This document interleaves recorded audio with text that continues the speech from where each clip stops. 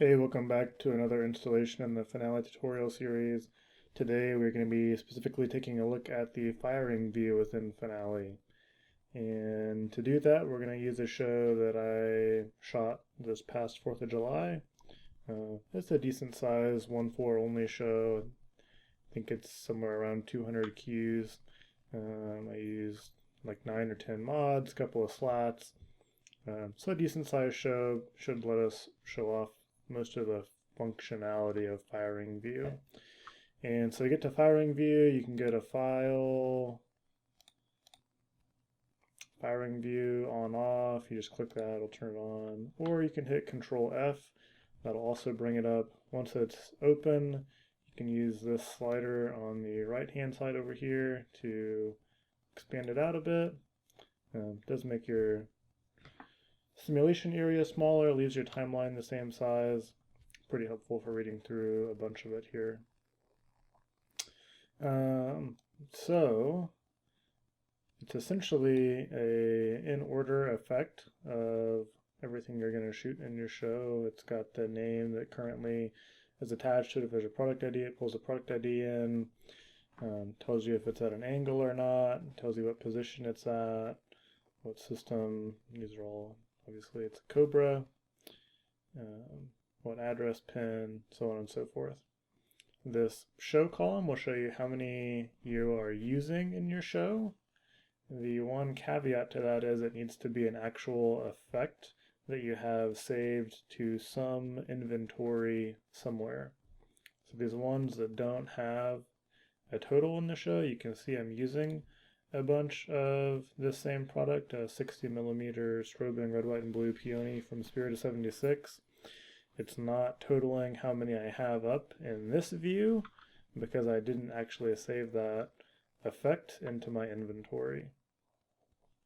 So we can actually do that to be a cool way to show off a couple of different things. So first, I want to find the simulation just for that item. So I'm going to filter this down. Type in strobing. Okay, now all I'm seeing here are these 60mm. So looks like I've got quite a few out there potentially, but some of them might be these comets as well. So if I keep going, now the only thing we're looking at are these 60mm red, white, and blue peonies.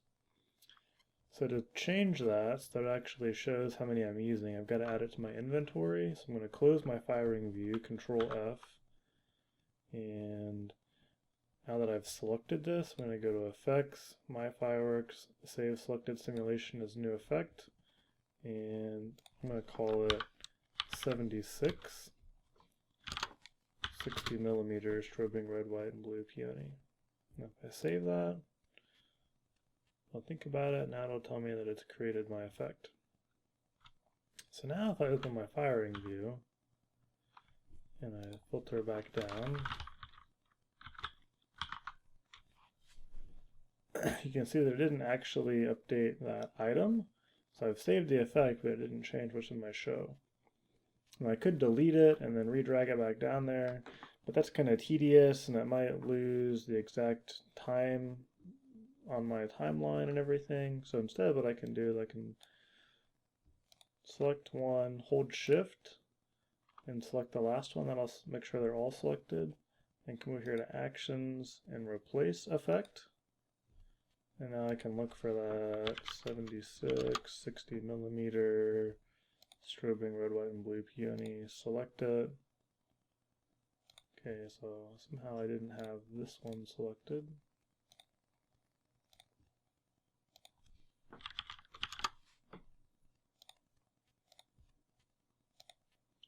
And now it's totaling up and I can see that at 6. It will pull into all your other views correctly based on just the quantity, based on the name. So it's really only in this firing view, but it can, where that is really useful and why it's worth doing that is it's a good indication that if you have maybe placeholder effects that you need to go back and actually replace. So that kind of shows off a couple of different things, shows how we can save a firework to our inventory if you haven't seen that video yet. And it also shows us how we can use firing view to replace an effect. You can also edit pre-fire times here. So if I wanted to change the pre-fire time on one of these, I can double click into that space and I could give it, say, a 10-second pre-fire. What that does down here is makes the pre-fire away early. I'm not actually sure what that simulation would do. It doesn't have a 10-second pre-fire. But it basically says from when you ignite it to when it actually breaks, that's how long it's going to take. So I can press Control Z to undo that. So now it's back to what I had it at. And I think that's pretty much the default time for a 60mm-ish shell. I don't remember if I tweaked that or not based on the actual shot. So that's how you can filter by product name, but you can also filter by lots of other things. Caliber, this comes in more handy if you want to look at all of, like, say, your 5-inch shells in a show or all your 6-inch shells. You can filter by positions. This is really handy for, again, for like a 1-3 show, or maybe you've got some positions that are closer than others and you want to make sure you don't have anything too big at a certain position. In my case, I could just look at everything at my center position here, and that filters it down to the center position. You can filter by address, so translating that into Cobra speak, that is module.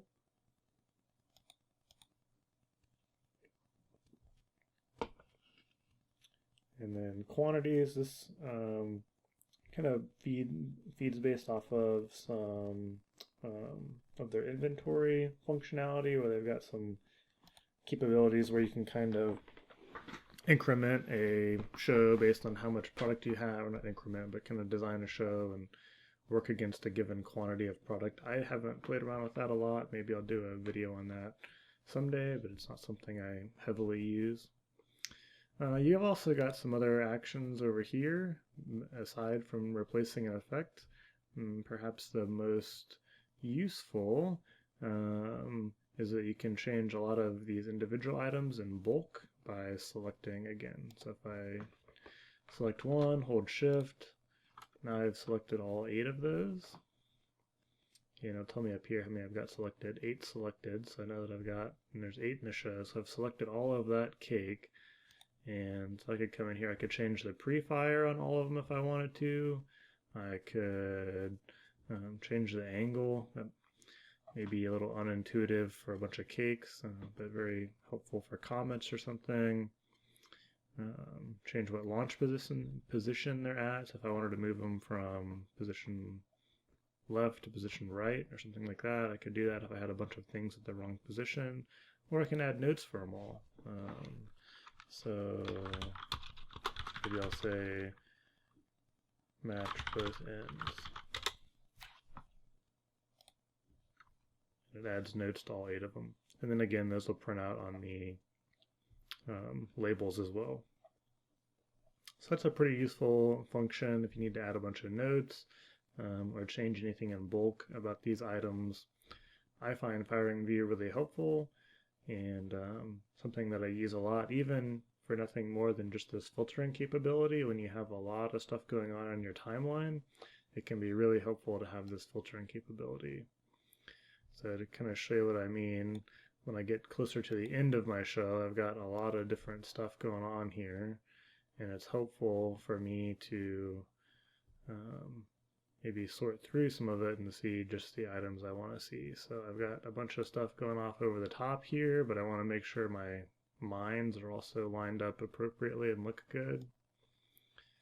So instead of seeing all this other stuff, I could just type in red mine, and now I'm only seeing my red mines here. Invincible! I feel it! Invincible!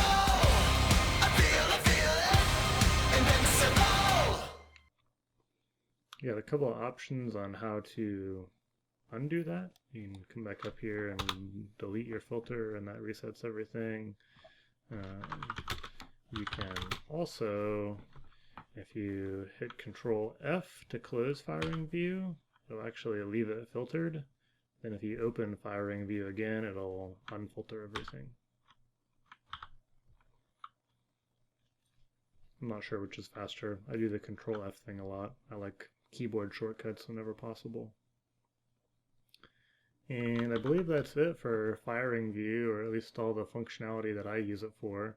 Like I said, it is pretty handy, and if it's not something you've played around with before in Finale, I would definitely recommend it. As always, please subscribe if you have not, and thanks for watching.